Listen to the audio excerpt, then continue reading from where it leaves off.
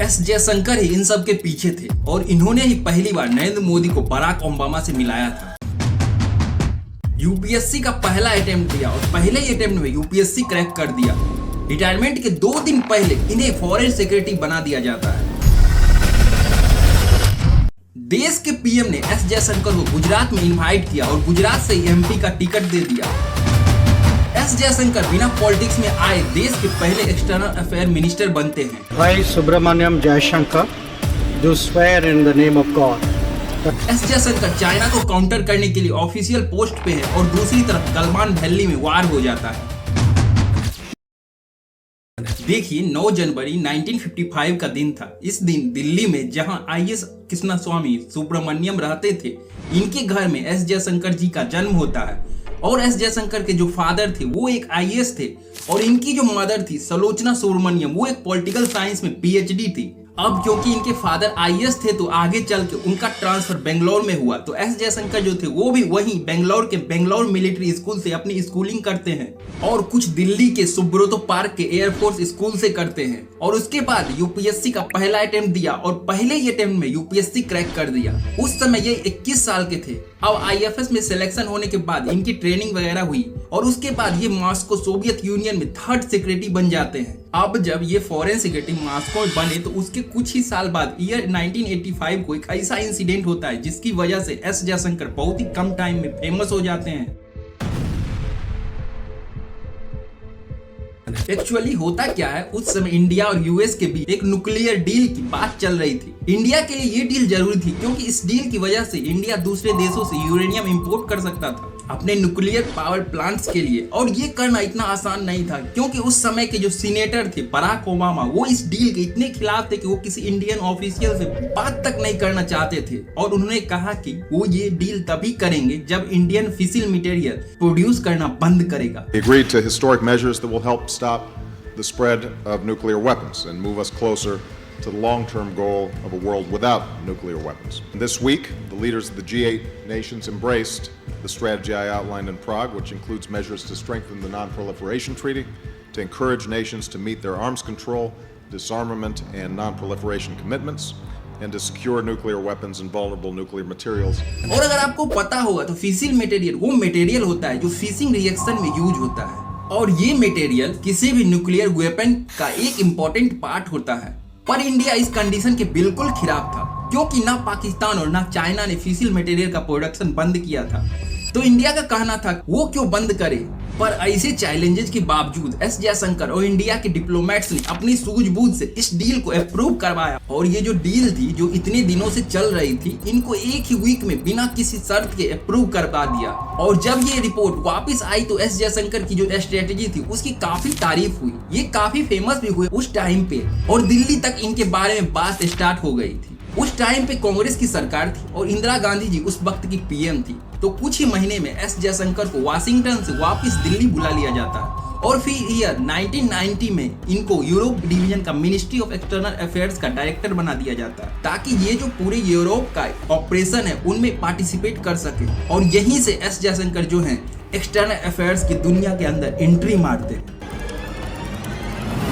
अब एस जयशंकर दिल्ली से ही जो एक्सटर्नल अफेयर्स के ऑपरेशन थे उनको मॉनिटर कर रहे थे और अपने आप प्रिपेयर भी कर रहे थे।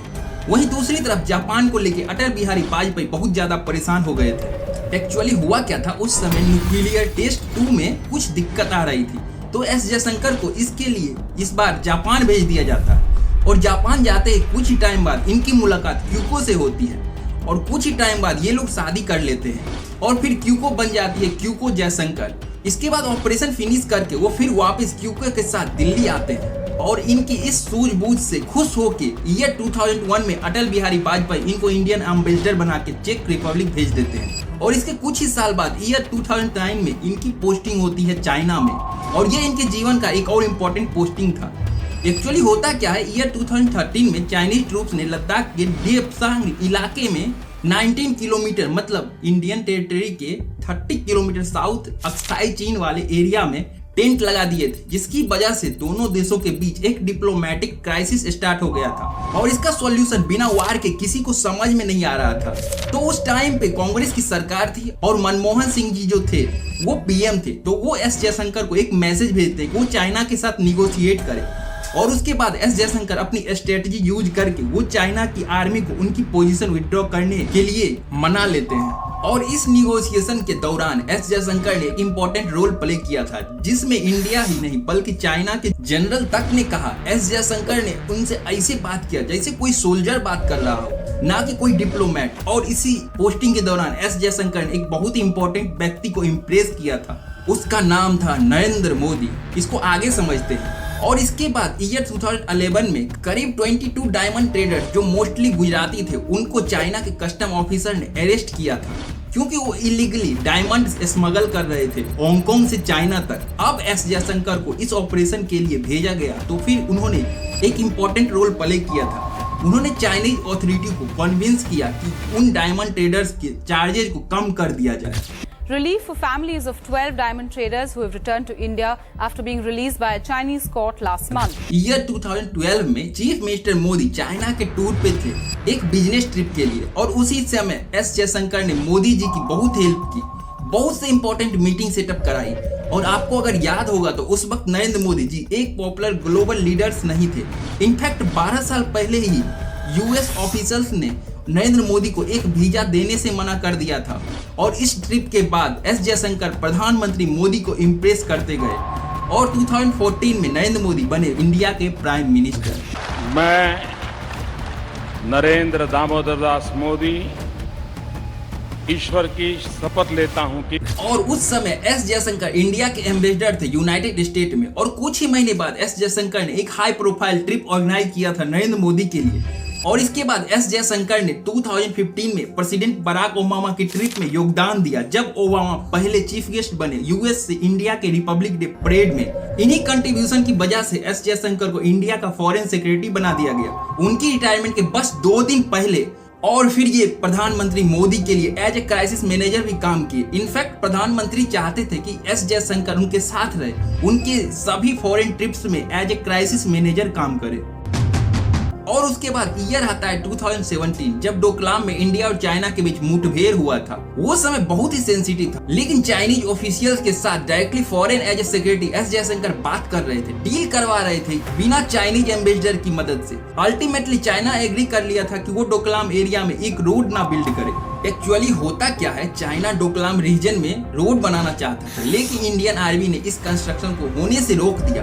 और वो इसलिए क्योंकि डोकलाम एरिया एक ट्रांजैक्शन एरिया है, यानी यहाँ इंडिया, भूटान और चाइना के बॉर्डर हैं। और एक बार उस पर चाइना ने अपना रोड बना लिया तो इसमें भूटान का कुछ टेरिटरी चाइना के कब्जे में हो ही जाता। साथ ही साथ इंडिया की सिलीगुड़ी कॉरिडोर, जिसको इंडिया का चिकन नेक भी कहते हैं, उस पर हमेशा खतरा मंडराता रहता। और देखिए, सिलीगुड़ी कॉरिडोर लूज करने का मतलब है पूरे नॉर्थ ईस्ट से हाथ धोना।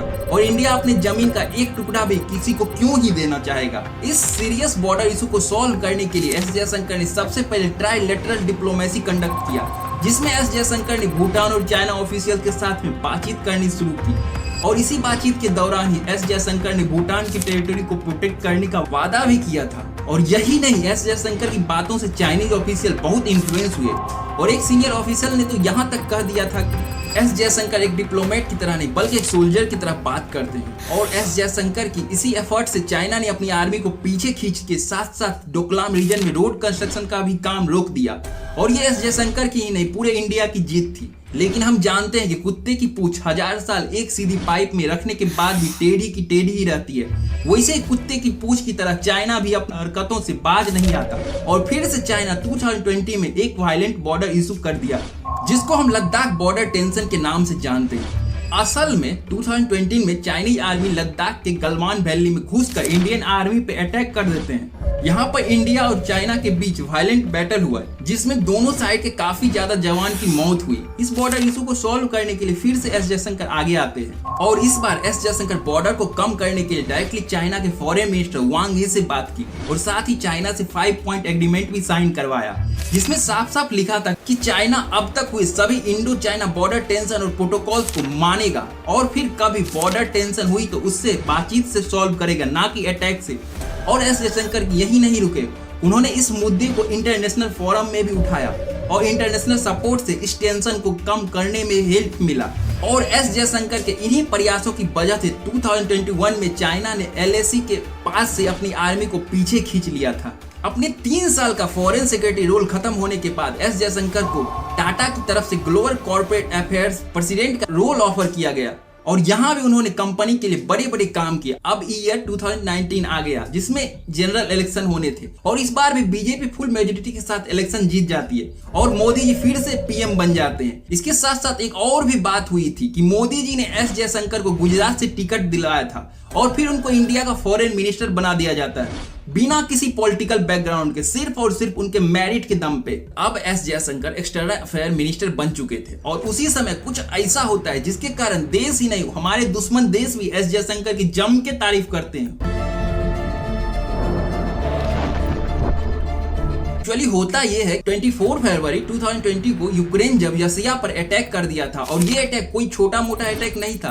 इंटरनेशनल मीडिया कहती थी कि ये वर्ल्ड वॉर 2 के बाद से यूरोप पर होने वाला पहला अटैक था जिसमें हजारों लोगों की जान चली गई थी। रसिया के इस बिहेवियर को देखते हुए यूएसए ने रसिया पर कई सारे सैंक्शन यानी कि प्रतिबंध लगा दिए थे।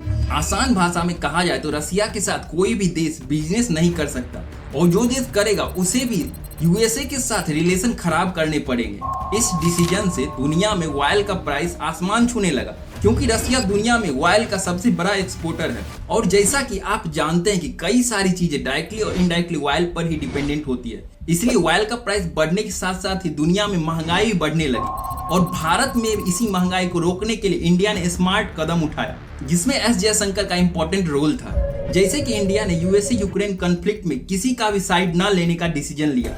इसकी वजह से इंडिया रसिया और वेस्टर्न वर्ल्ड से अपनी अच्छी रिलेशन को मेंटेन कर पाया और इतना ही नहीं, जब यूएसए रसिया के अगेंस्ट रिजोल्यूशन पास कर रहा था तब भी इंडिया ने वोट नहीं डाला, जो कि बाद में जाकर इंडिया का समझदारी वाला डिप्लोमेसी अप्रोच साबित हुआ। इसके साथ ही एस जयशंकर के द्वारा बनाई गई ऑपरेशन गंगा के तहत इंडिया ने सक्सेसफुली 22,500 से भी ज्यादा इंडियन सिटीजन्स को यूक्रेन से निकाला और कुछ पाकिस्तानी स्टूडेंट्स को भी रेस्क्यू किया। इसके अलावा इंडिया ने न्यूट्रल स्टैंड लेने के बावजूद भी यूक्रेन में मेडिकल और एसेंशियल गुड्स भी सप्लाई किया और यह दिखाता है कि इंडिया में मानवता अभी भी जिंदा है। खैर, यूएसए के रसिया पर सैंक्शन लगाने के बाद भी इंडिया ने रसिया से ऑयल खरीदना बंद नहीं किया। अब ईयर होता है 2023 जब एस जयशंकर ने 70 सालों से चल रहे जम्मू कश्मीर के कॉन्फ्लिक्ट आर्टिकल 370 को हटाने में इंडियन गवर्नमेंट की मदद की थी। एक्चुअली जम्मू एंड कश्मीर से आर्टिकल 370 को हटाने में इंडियन गवर्नमेंट के लिए बहुत बड़ा चैलेंज था क्योंकि इंटरनेशनल प्रेशर ही इतना ज्यादा था। इसीलिए एस जयशंकर ने दुनिया के सुपर पावर देशों में जाकर अपना पॉइंट ऑफ व्यू स्ट्रांगली रखा कि कश्मीर इंडिया का इंटरनल मैटर है और वो इसमें इंटरफेयर ना करे। दुनिया के सुपर पावर देशों को कन्विंस करने के बाद ही इंडियन गवर्नमेंट ने आर्टिकल 370 हटा दिया और हाँ, उसके बाद कश्मीर में ना कोई दंगा हुआ और ना ही कोई international interference. Thank you so much. जय श्री राम।